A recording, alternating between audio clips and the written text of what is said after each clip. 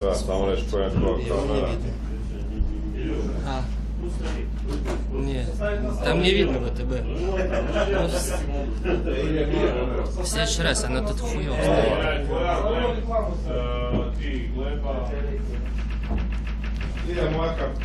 Я. За что?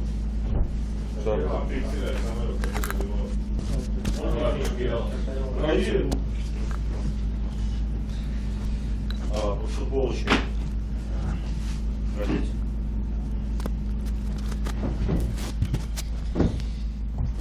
Ну, Люк, тогда тебе даже объяснить не надо. Ты сам понимаешь, что микрофон надо, да. Так, вижу. Оп, есть. Раз, два, три. Раз, два, три. Раз, два, три, четыре, пять, шесть, семь, восемь, девять, десять. Хорошо слышу? Раз, два, три, четыре. Раз, два, три, четыре. Раз, два, три, четыре. Очень умеешь считать.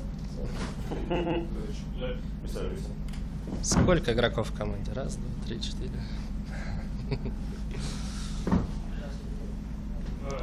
Африка. Ну, извините, здесь просто из-за того, что Свет.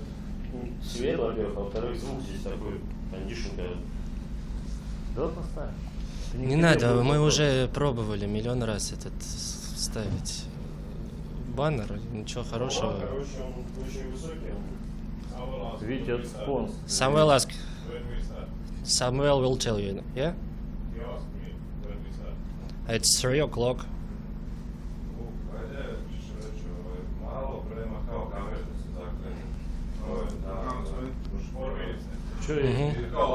Только одень другой стороной, не хоккейный. Как? Хоккейный в другую сторону. Какое? Ага. Поверни.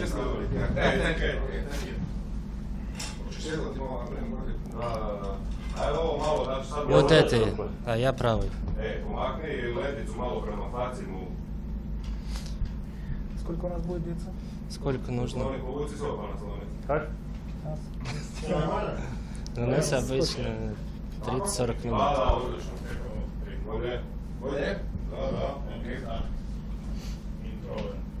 Jesmo svi spremni napraviti svoje slike, ok? Gdje da pozadina je... Mobitel da gasi.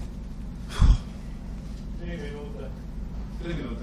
Что-то пока все не зашли сюда, было прохладно даже. Так, нормально? Тут я под низ спрятал. Не, убери шип, будешь им задевать и будет тебя шуршаться. Давайте сейчас один нормально. Наш муж там был прохладный. Да.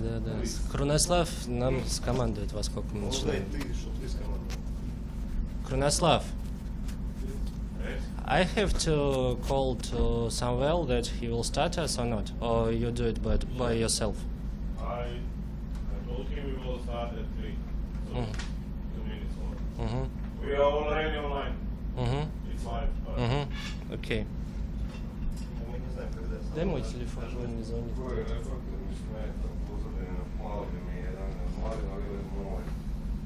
Алло. Алло. Алло. Алло.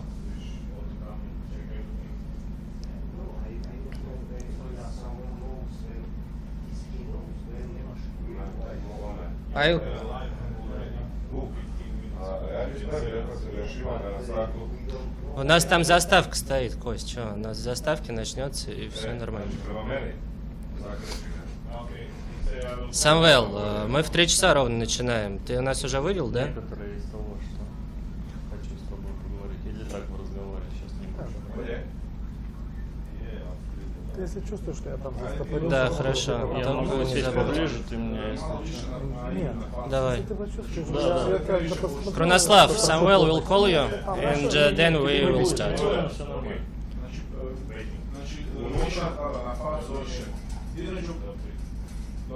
And I will begin to that camera or that camera. This one is yours.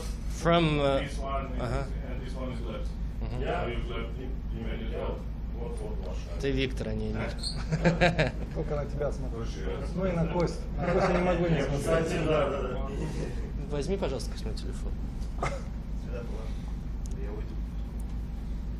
Ты скоро уйдешь? По телевизору?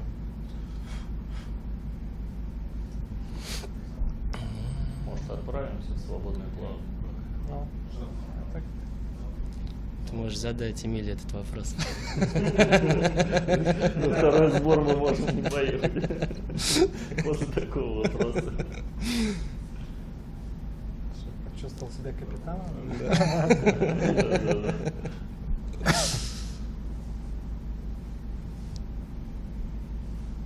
Да, Илюх, ты, конечно, вот придумал смелое решение, без спонсоров выходить.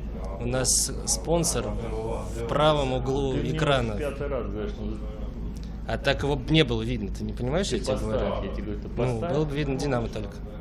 Какая Он ужасно смотрит. Во-первых, он один. Он в углу кадра. Он композиционно отвратительно Баннер. смотрится. Ты спонсором. Я на это ВТБ расскажу. скажешь. Хорошо. Ну, просто дело в том, что, во-первых, не влезает в ВТБ само, потому что оно вообще не получается. Вот он. Да. Пусть стоит. А это есть. Yeah, we А also вот это есть. have the VTB on the Facebook. У Касая же на тренировочной этой самой кофте у него стерлась, и его там уже нету. Там только кусочек остался. Да, Ну, что чем Самвел тебе не не звонит? понравилось? Чем тебе не понравился наш спонсор? Большое Ты счастье. хочешь... Да, Самвел пропущенный, блин.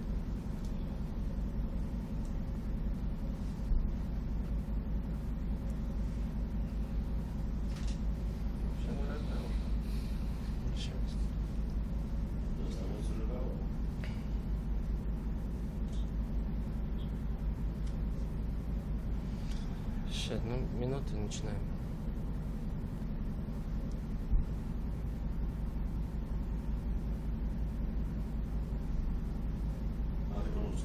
Самвел, ну чего?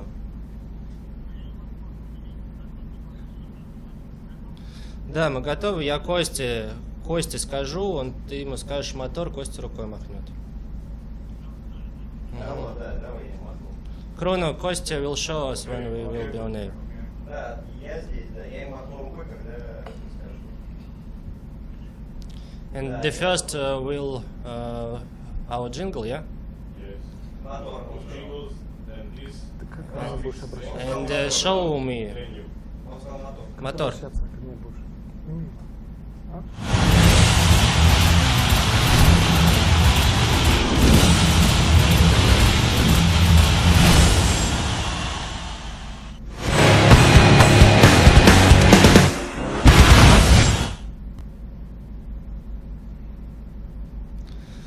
Добрый день, уважаемые болельщики. Динамо ТВ начинает прямое вещание из Арабских Эмиратов, где бело-голубые разбили свой первый тренировочный лагерь в это зимнее межсезонье. Начинаем мы наше вещание в режиме лайв с онлайн-конференции. Сегодня в гостях у нас интереснейший гость Эмиль Карас, тренер бело-голубых, помощник Дана Петреску в Динамо. Кстати, за нашими спинами находится Персидский залив. Будем надеяться, что на волне удачи и успеха динамовцы проведут вторую часть этого сезона. Кстати, свои вопросы вы можете оставлять в чате на официальном канале Бело-голубых в YouTube. Вопросы Эмилию Карасу, ну а их прочитают и пообщаются с тренером московского «Динамо» Илья Шлагуров и Глеб Золотовский. Приветствую всех в нашей импровизированной студии. Эмиль, первый вопрос. Как настроение? 5 дней уже позади. В каком состоянии находится команда? Сложно ли ее встрясти после такого длительного отпуска? Да, добрый день. Ну, первый этап пройден, то есть первая неделя тренировочная позади. Состояние наше хорошее, это только начало сборов, самые сложные дни, самые сложные этапы впереди. Но могу сказать, что для начала состояние игроков, ребят хорошее физическое, то есть мы нельзя сказать, что ожидали большего или меньшего. В принципе, это нормальное состояние после 5 недель паузы. Добрый день, уважаемые наши болельщики. Эмиль, у меня тоже к вам в этой связи вопрос. Давайте, может быть, немножко конкретизируем, да, ту работу, которую проводит команда на первом сборе. Чему конкретно посвящен этот первый сбор и достаточно ли времени меньше 2 месяцев до возобновления чемпионата, чтобы вывести команду на пик формы? В первую очередь очень особенный этот второй отрезок, потому что 2 месяца подготовки и 2 месяца чемпионата, то есть очень сжаты сроки, очень мало игр в чемпионате. Нам сейчас нужно подготовить команду таким образом в течение этих 2 месяцев, чтобы с первой же игры, чтобы к первой игре уже с ЦСКА были в оптимальном состоянии. Если раньше начинался чемпионат весной, или, скажем так, в других странах начинается второй круг, где есть определенное количество игр, ты можешь втянуться в сезон по ходу первых игр чемпионата, то у нас здесь 11 игр, 11 финалов, и нет времени на раскачку, на то, чтобы подвести себя. То есть нужно с первой же игры, к первой игре уже быть почти на 100% готов. Первая неделя тренировочная была такая втягивающая, что, повторяюсь, после 5 недель паузы все-таки нуждались в этой втягивающей неделе. У ребят была на руках программа тренировочная. Они должны были подвести себя 8-10 индивидуальными тренировками, подвести себя к первой тренировке. Кто-то это делал в большей степени, кто-то в меньшей степени, но в принципе по первым тренировкам мы остались довольны их состоянием, потому что и взвешивание, и медицинский контроль, и тест на футбольном поле показал, что они в неплохом состоянии. Потому кто делал это в меньшей степени, готовился перед началом сбора, это сильно заметно на тренировках первых было? Да, ну понятно, что это все индивидуально. У кого-то кто-то быстрее входит в хорошее состояние, кто-то тяжелее. Здесь индивидуальности еще и связаны и с возрастом. Чем моложе игрок, тем ему это все легче дается. Параметры очень важны, потому что большим игрокам, опять же, немножко сложнее и сбрасывать вес, и подвести себя к кондициям. То есть это все индивидуально. Команды, которые тренируют Петреску, принято считать бегущими. Да? Вот по показателю двигательной активности они часто превосходят своих соперников. Вот в этой связи нынешняя предсезонка по своему наполнению и по, скажем так, составу игроков, которые есть в распоряжении, она отличается от предыдущего года, да, когда, условно говоря, Дан ждал, игроки приходили в ходе чемпионата? Да, Дан сказал это и перед началом сборов. Он говорил игрокам, что у нас очень качественные игроки, у нас очень хорошая команда, но все мы знаем, что какой бы игрок не был хорошим, каким не обладал бы качеством, если он не может бежать, если у него физические кондиции не очень-то хорошие, то мало что получится. То есть все должно быть сбалансировано. И качество его, и физические кондиции. И я надеюсь, что к началу чемпионата мы подведем всех под одну гребенку, скажем так. Корректируется план вот от года к году, план подготовки корректируется, что-то добавляется? Может быть, вот перед этим укороченным отрезком чемпионата Дан решил, ну там, не знаю, сделать упор, условно говоря, на скоростно-силовую и добавил вот именно в этом плане. Есть какие-то вот серьезные такие коррективы? Серьезных корректировок нет, но все время что-то меняется. Например, вот данный период наш отличается тем, что у нас была довольно-таки продолжительная пауза. Теперь 2 месяца на подготовку и всего лишь 2 месяца и чуть-чуть чемпионата. То есть эти особенности нужно учитывать, потому что нет права на ошибку. Нет права на ошибку, нужно с первой же игры уже быть почти 100% готовым. Первый сбор будет направлен на то, чтобы подвести себя к нормальному состоянию, когда можно нагружать организм Второй сбор, он будет таким более смешанным, продолжая физподготовку и проведя 3 игры, в то время как третий сбор уже будет только специфический, то есть только работа с мячом и только спарринги, игры. Эмиль, расскажите динамовским болельщикам, как познакомились с Даном Петреску и думали ли, что ваш тандем так будет крепнуть много лет, ведь вы в российском чемпионате уже не первый сезон работаете вместе и прошли уже и Кубань, и вот сейчас вы вместе трудитесь в «Динамо». Ну, я с Даном познакомился давно, он со мной чуть позже. То есть я, в принципе, первый раз сыграл против него в далеком 89 году, когда Сява приезжала в Кишинев в ранге обладателей Кубка чемпионов. Мы сыграли товарищескую игру в Кишиневе. Мне тогда довелось сыграть против него, но он это не помнит. Ну а потом, естественно, я следил не только за ним, а за всеми игроками сборной Румынии, потому что мы соседи, и хочешь не хочешь, я следил и за чемпионатом России, и за чемпионатом Румынии, ну и затем за теми командами, где Дан играл, и другие игроки сборной Румынии. В тренерском плане вы единомышленники, и сближает вас тот факт, что и Дан, и вы играли на позиции защитника? Ну, тяжело сказать. Нас объединяет, наверное, много общего. То, что мы в первую очередь в футбол играли, мы одногодки,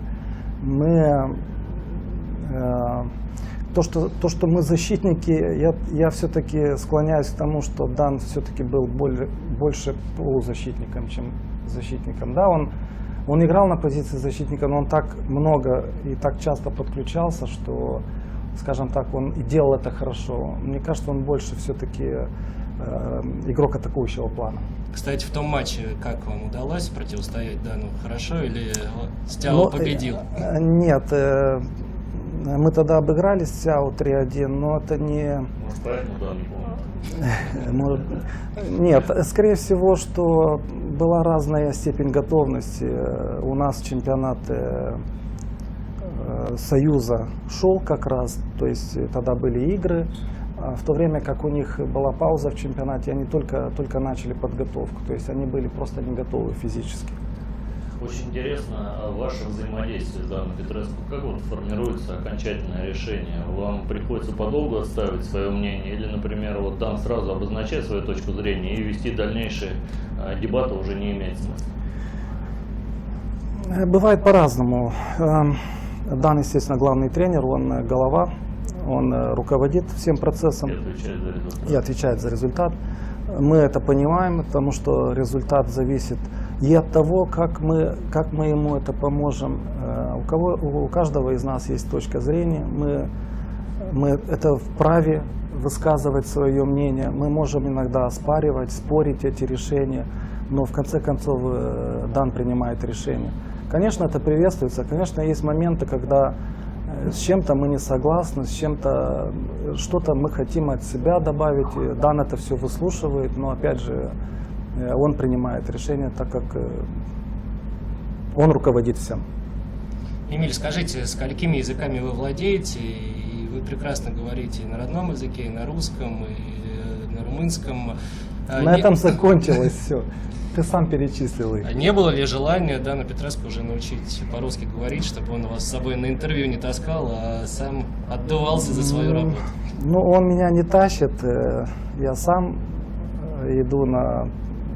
хожу на интервью, на все пресс-конференции.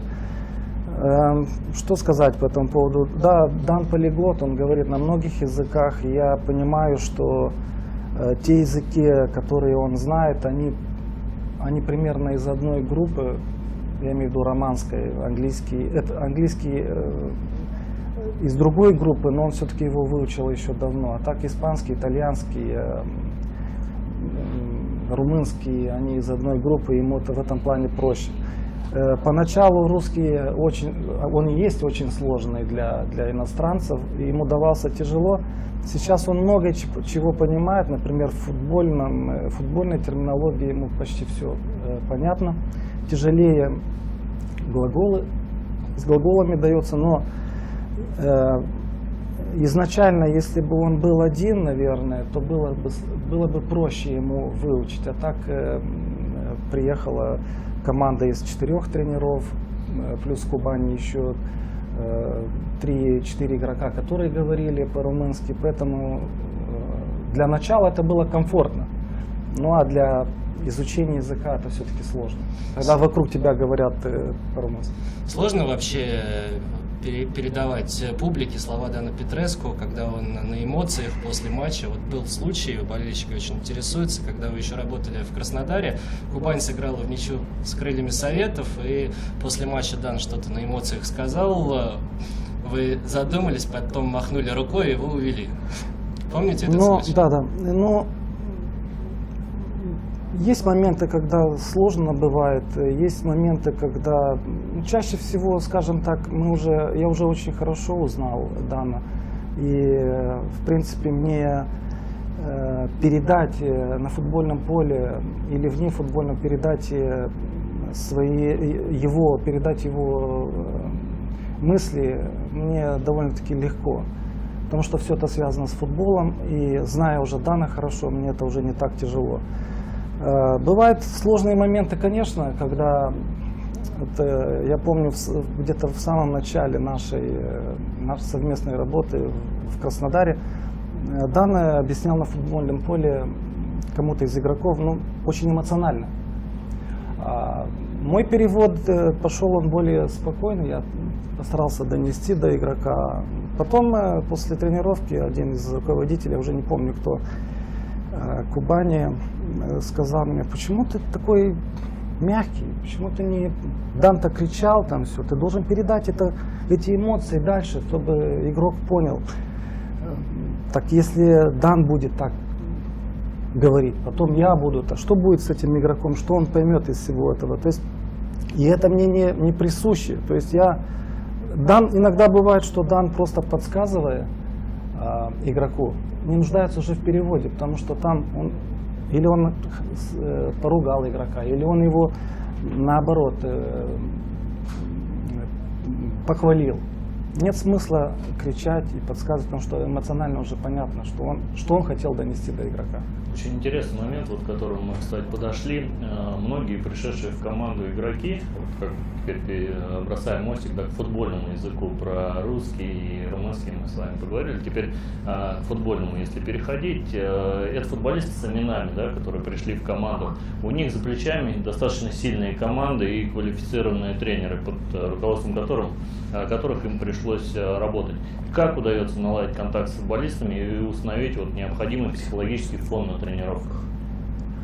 Мы говорили до этого про подготовку, про тренировочный процесс, про что нужно сделать.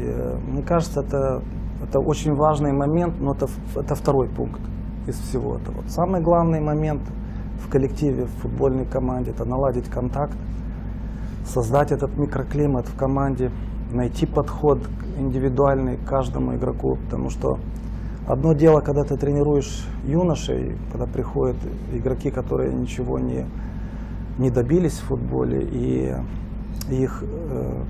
они слушают, они очень внимательны, их легко вести за собой.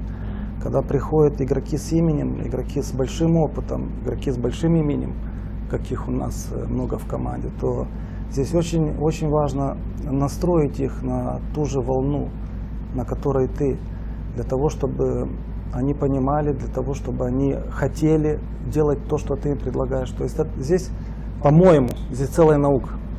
Здесь самый сложный момент наладить контакт и сделать так, чтобы команда шла в одно направление, а не вправо, не влево. Как в этой связи донести до сознания уже состоявшихся игроков, что работа на пределе во время предсезонки — это вынужденная необходимость? Все они профессионалы, да, об этом неоднократно говорили. все, но при этом опытные игроки знают, да, где сбавить скорость, где там немножко увеличить паузу для отдыха или приберечь силы на вторую тренировку. Вот как от этого избавиться? Да, мы понимаем, что работа на пределе – это самый, наверное, важный компонент сейчас. Но Глеб сам сказал, что они профессионалы, они многие знают, уже не первый год проходят такие тяжелые сборы. И дело не только в том, что сборы тяжелые, они очень продолжительные, потому что для россиян, понятно, это привычно, а для тех игроков, для иностранцев, которые приходят из топовых чемпионатов, там практически нету сборов. Там 2 недели в году зимой и, может быть, 2 недели летом сбор, а так продолжается чемпионат круглогодично. И они не привыкшие к таким вот продолжительным сборам. Опять же, каждый тренер должен быть психологом, педагогом в одном, то есть объединить эти качества, потому что футболист, он, когда тяжело, когда, особенно вот в этих условиях сборов по 2 тренировки, он должен понимать, ты ему должен довести, тренерский штаб, медицинский, и все остальные, все должны сделать все условия для того, чтобы игроку было комфортно. Поэтому и руководство нам пошло навстречу и сборы устроило в тех странах, где комфортные условия. Вы можете себе представить, что бы мы сейчас делали в Москве в таком холоде. Зал — это не выход, потому что все-таки футболисту нужно поле, нужно зеленый газон, нужен мяч, потому что бесконечно гонять его по кругу на стадионе это невозможно. А у нас здесь прекрасные условия.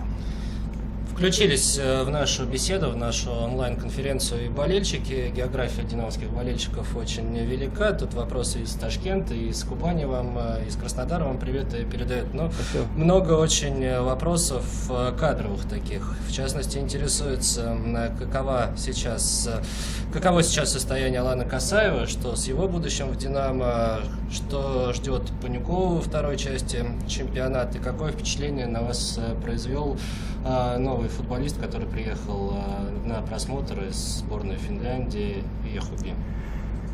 Ну, по первым 2, Касаев и Панюков, это как раз одни из тех игроков, которые в очень хорошем состоянии пришли к первым тренировочным дням.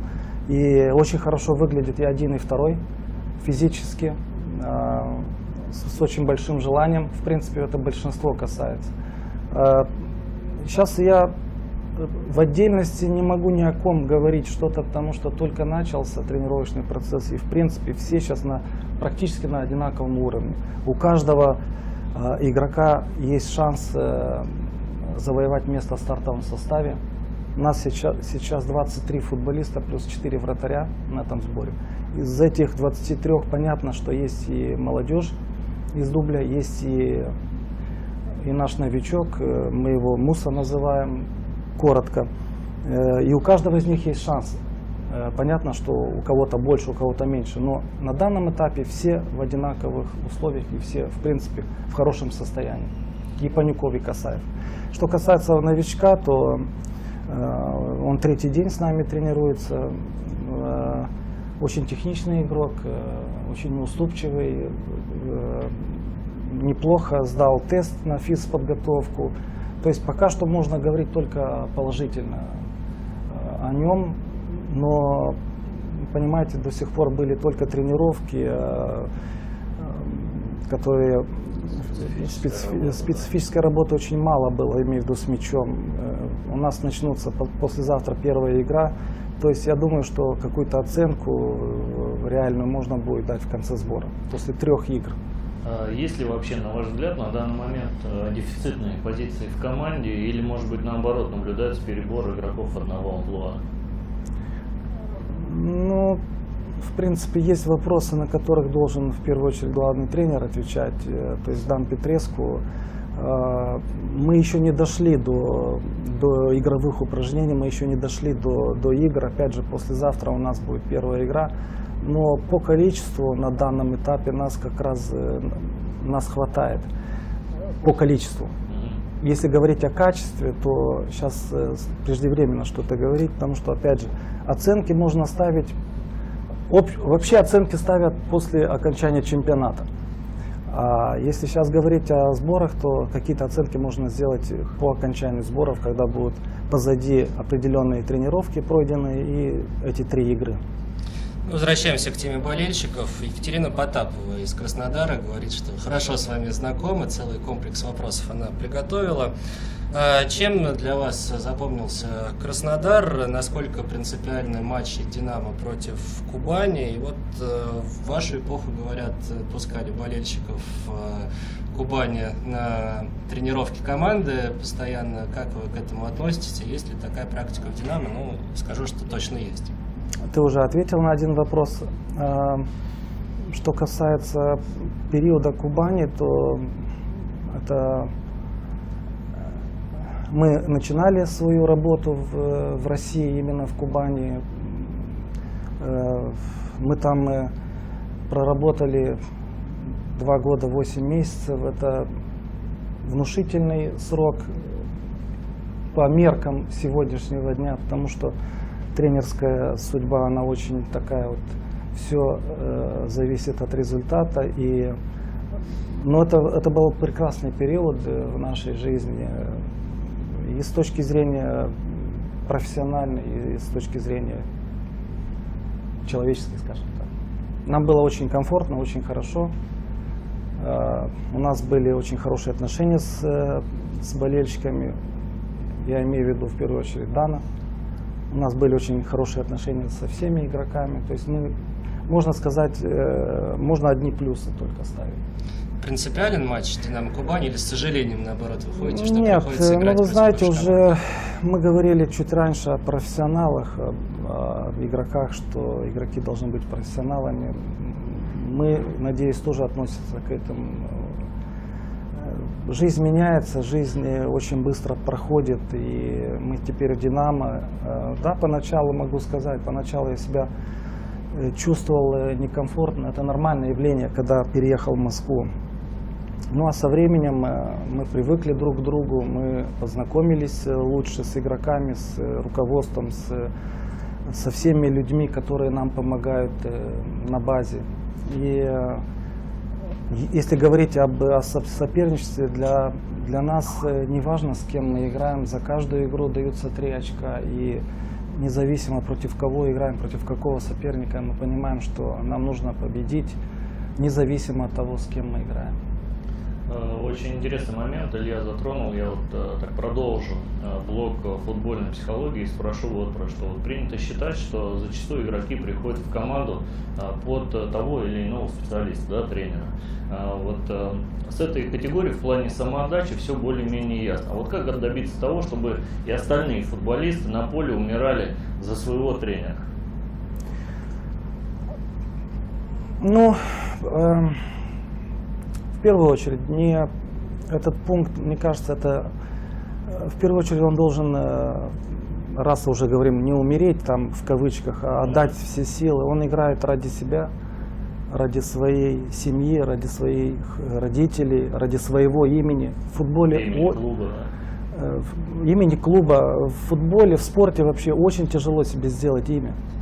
И очень легко его потерять. 1-2 неудачи, ты уже там внизу. А для того, чтобы сделать себе имя, нужно годы упорных тренировок, начиная с детского футбола или с детского спорта. То есть это это очень тяжелый труд. И в первую очередь, мне кажется, футболист должен думать о команде, о себе, о родных там. Ну, и почему бы нет, почему не о тренерском штабе. Но в первую очередь каждый человек эгоист. И каждый человек всегда думает в первую очередь о себе. Это нормально, я считаю. У каждого есть. Пускай кто-то скажет, что он не эгоист, И мое мнение таково, что в первую очередь каждый должен думать о том, как можно лучше сделать свою работу. Эмиль, вы говорили, что вы одногодки с Даном Петреску, 1 года рождения вы с Игорем Добровольским, легендой московского «Динамо», который также начинал, как и вы, играть в футбол в Молдавии, сделал себе там имя и сейчас работает. Пересекались ли вы с ним на футбольном поле? Каково ваше мнение об этом футболисте и тренере? Ну, вы знаете, я не то что пересекался, я с ним 2 года, мы жили вместе в Кишиневском спортинтернате, мы 2 года ежедневно тренировались, ежедневно в школу ходили, то есть мы были очень близко знакомы друг с другом. Потом, естественно, Игорь так высоко поднялся, что уехал в «Динамо», я остался в Молдове, но был определенный отрезок времени, когда мы не встречались, когда он играл за границей, потом он вернулся в Кишинев. Что можно сказать? Что, наверное, это самый лучший продукт молдавского футбола за все годы, потому что более талантливого игрока были у нас еще, скажем так, звездочки, которые загорались, но таких, как Игорь, больше не было. Кстати, когда вы в «Динамо» шли работать, общались с Добровольским, и знаете ли вы, как к нему относятся болельщики, которые в Москве его готовы на руках носить за его футбол, который он демонстрировал в «Динамо» в начале 90-х годов? Нет, я с Игорем не общался, я с Игорем общался недавно, правда, смс-ками. Как вы знаете, где-то месяц назад у него случился инфаркт, мы очень сильно переживали по этому поводу, я пожелал ему здоровья, он ответил, ну а потом я уехал из страны, и мы так и не встретились, но из того, что мне рассказали ребята, он приступил к тренировкам, тренирует команду, и пока что более-менее у него нормально. Сейчас самое главное, чтобы он себя берег, потому что годы тренировок, годы футбола, они не дают здоровья, они отнимают здоровье, потому что футбол, профессиональный футбол, он очень жесткий во всех отношениях.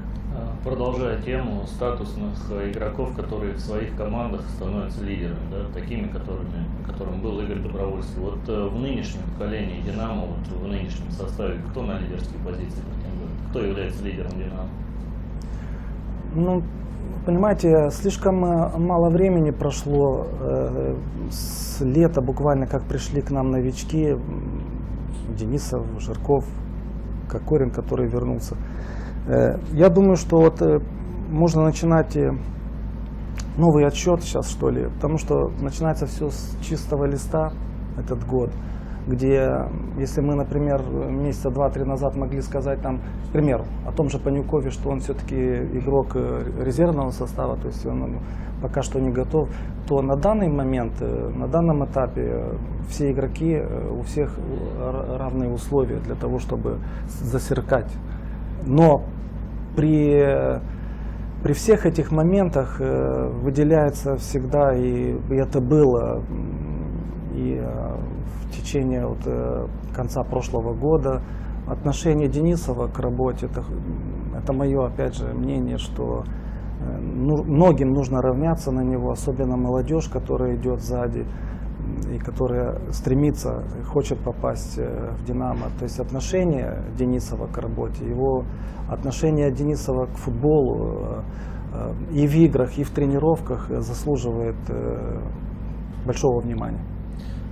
И лидерские его амбиции, то, как он подстегивает, то, как он неуступчив, эти моменты очень важны, потому что без вожака на футбольном поле будет очень-очень тяжело. Идеально, конечно, было бы иметь лидера в каждой линии, начиная с вратарской.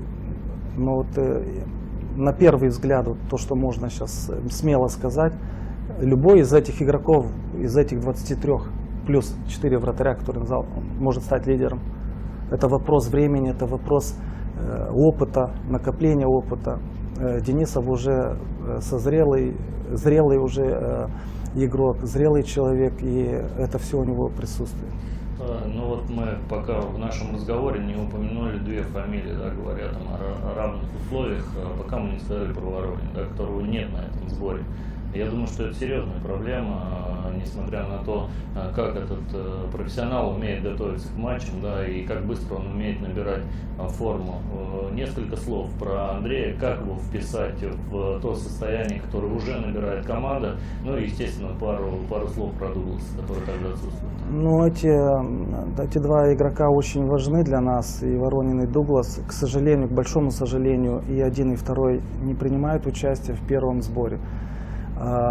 Все зависит от того, насколько восстановление, как пройдет этот период адаптации, не адаптации, а восстановления у них.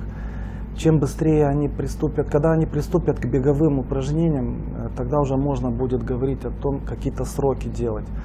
Дугласа я меньше знаю, Воронина чуть больше. Я уверен в том, что, и зная Андрея по характеру, что он ждет как можно быстрее выйти на поле, но это будет нелегко и одному, и второму, потому что время упущено, и надо будет начинать все с нуля. Но опять же, в футболе бывает такое, поэтому и футбол и жестокий иногда, профессиональный футбол. Бывают такие травмы, что надо переступить через это, надо быть сильным, а они сильные люди, сильные характером. Я уверен, что они смогут. Нужно время и терпение. В первую очередь с их стороны, потому что очень тяжело быть вне команды. А тренироваться индивидуально, самостоятельно, это очень сложно. Эмиль, еще один любопытный факт. Вы 5 раз становились чемпионом Молдавии в качестве игрока, затем на какое-то время перешли в Тюмень, это был 1997 год. «Динамо» тогда последний раз в своей истории боролась непосредственно за чемпионство, и за несколько туров до окончания того первенства бело-голубые в Тюмени проиграли команде и в итоге лишились шансов стать первыми. Вы здесь, чтобы вернуть тот должок, и вообще помните ли ту игру, и доводилось ли вам вообще играть против «Динамо»? Нет, в той игре я не принимал участие, но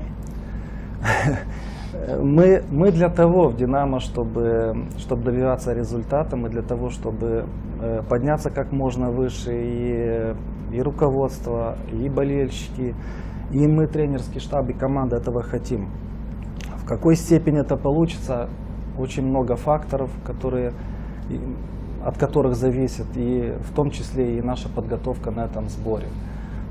Что касается 1997 года, то уже очень много времени прошло, и не стоит возвращаться туда, потому что это были совсем другие времена. Но тем не менее, против «Динамо» когда-либо приходилось играть?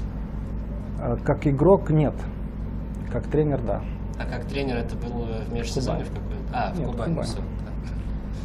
Если вернуться на некоторое время назад и вспомнить сыгранные матчи в течение сезона, когда тренерский штаб, может быть, в некоторой степени оставался не очень доволен физическим состоянием игроков, какие мысли приходили в отношении к предстоящей предсезонке в тот момент? Вот здесь мы добавляем, вот здесь мы закручиваем гайки, вот здесь запредельный какой-то максимум устанавливаем. Это очень сложный момент. Вообще были такие игры? Конечно, я скажу «да» словами. Никогда нельзя быть довольным, даже выигранной игрой. 5-0 можешь выиграть. Ты должен всегда находить какие-то минусы в своей игре, чтобы исправить, чтобы сделать игру еще лучше. Потому что иногда бывают легкие игры, но это очень редко. Иногда просто стечение многих обстоятельств, везение, или слабая игра соперника, или наша сильная игра. То есть очень много факторов, и игра на игру не похожа. Игра закончилась, счет остается, нужно сделать выводы, и понятно, выводы не делаешь для того, чтобы на следующий сбор через год исправить, а чтобы исправить что-то, через неделю у тебя следующая игра уже там нужно что-то исправить. Иногда нужно добавить каких-то упражнений на то, чтобы стресс какой-то был для игроков, для мышц. Иногда нужна пауза, то есть отдых нужен, чтобы физические кондиции. То есть здесь масса факторов, о которых сейчас долго надо говорить. Вот вы сказали про стресс. В методике у Жозе Мауриньо, есть, наверное, та ситуация, над которой спорят многие специалисты. Да, он иногда специально выбрасывает какую-то конфликтную ситуацию, дабы поднять градус общения, дабы поднять, я не знаю, какой-то психологический фон в команде. В «Динамо» вообще это иногда происходит? Ну, у каждого тренера своя методика. Муриньо, наверное, сейчас многие говорят о Муриньо, потому что Муриньо, куда бы ни шел, он добивался результата, он выигрывал чемпионаты, он выигрывал лиги чемпионов. И поэтому сейчас все говорят о Муриньо. Но я уверен, что если кто-то будет тренировать команду как Муриньо, у него ничего не получится. У каждого тренера должна быть своя методика. Не знаю, может что-то взять у Муриньо, может что-то взять у Лобановского, может что-то взять у кого-то другого. Люди отличаются друг от друга, и здесь очень сложно сказать, что вот это правильно то, что делает Муриньо, это неправильно то, что делает там Иванов, Петров, Сидоров. Очень сложно, но раз он так делает и результат есть, это его методика, это его понимание, это его философия игры, значит, он что-то правильно делает. Но стресс никогда не помешает, потому что только человек под стрессом может сделать удивительные вещи. Он может, у футболистов, нам кажется иногда, люди, сидящие и смотрят футбол, что он не может побежать, но он не может забить. Дайте лучшему игроку, скажем так, Кокорину, дайте пробить на тренировке 10 раз 11-метровые отметки, он 10 раз забьет. Дай Кокорину на 90-й минуте в очень важной игре за сборную или за «Динамо». И там совсем другая психология, там совсем другой стресс, там ответственность очень большая. И уже это психика человека, это тогда очень сложно сконцентрироваться и сделать ту работу, которую ты делаешь на тренировках, без стресса. Под стрессом намного сложнее. Поэтому отсюда и ошибки. Эмиль, скажите, последние несколько лет в российском чемпионате стали появляться специалисты из Румынии, из Молдавии, люди, которые сделали имя себе работу именно в этих странах. Вы с Даном Петреско, Мунтяну, Кучук сейчас успешно работает в «Локомотиве». С чем вы связываете эту моду на тренеров из России и Молдавии? Можно ли это вообще модой назвать, или это просто стечение обстоятельств? Ну, мне сложно дать оценку всего этого. Но мне кажется, что в каждой стране есть хорошие тренеры. Опять же, очень много зависит и от того материала, который у тебя есть, с кем ты работаешь, то есть от качества игроков. Если брать Кучука, то он это очень хорошо делал и в Тирасполе, в Шерифе, где он работал, и в остальных командах. Мне кажется, опять же, все зависит от профессионализма, от желания тренера работать, совершенствоваться, от профессионализма, одним словом. Несколько, может быть, такой неожиданный вопрос. Мы сказали о профессиональном эгоизме, да, о каких-то амбициях. Вот у вас вообще посещали мысли о том, что было бы неплохо самостоятельно поработать? Тем более у вас есть титул лучшего тренера Молдавии 2006 года. Мне очень часто говорили этот момент, что это все-таки шаг назад, что я, будучи главным тренером в Молдове, уехал в Россию, где я ассистент главного тренера. Ну, опять же, сколько людей, столько мнений. Я не говорю, что меня не интересует мнение людей, но я считаю, что я сделал правильный шаг, я всегда это буду говорить. Потому что сравнивать чемпионат Молдовы и чемпионат России — это нереально на данный момент. И независимо от того, в каком я качестве работаю, работать в чемпионате России для меня честь. То есть тот самый опыт, да, когда приходится работать с Самба, Курани, с Денисовым, с игроками такого калибра, он и в том числе. В любом случае. Да. Идеальный футбол в исполнении вашей команды какой? И были ли такие матчи у «Динамо»? Я надеюсь, что они у нас впереди, в будущем. Ну, конечно, всем тренерам, наверное, руководителям, болельщикам, игрокам, всем хочется выигрывать, при этом показывая великолепный футбол. но не всегда это удается. Опять же, все говорят только про Барселону, но я смотрю вот последний период, Барселона уже не так часто выигрывает, и Барселона уже не так часто показывает зрелищный футбол. Невозможно держаться на этом уровне очень долго, потому что все подтягиваются туда, все хотят тебя обыграть, и быть всегда вверху очень сложно. Всегда говорят, что легче подняться, чем удержаться наверху. Я надеюсь, что лучшие игры «Динамо» впереди. Я уверен в этом. Если мы приложим все усилия и будем сильно хотеть этого, то мы добьемся этого. Эмиль, вы привыкли, чтобы как вас называли? Эмиль или Эмиль Евгеньевич? Или вы на европейский манер, как Дан, просто Эмиль? Как можно короче. Для меня не без разницы, как ко мне обращаются. Беседа наша с вами получилась длинной, целый тайм вы были у микрофона. Надеюсь, уважаемые болельщики «Динамо», вам наша беседа понравилась, и Эмиль Карас ответил на все ваши вопросы подробно, конкретно и рассказал, что сейчас на первых порах сборах в Эмиратах творится в команде. Мы будем на этом с вами прощаться. Сейчас еще Глеб. Да, пригласим к трансляции нашего ближайшего поединка за Бронбю и пожелаем Эмилию и Дану Петреску кропотливой, вдумчивой работы, ну и, конечно, дождались мы красивого и результативного футбола. Спасибо. Спасибо за внимание и всего доброго. Спасибо.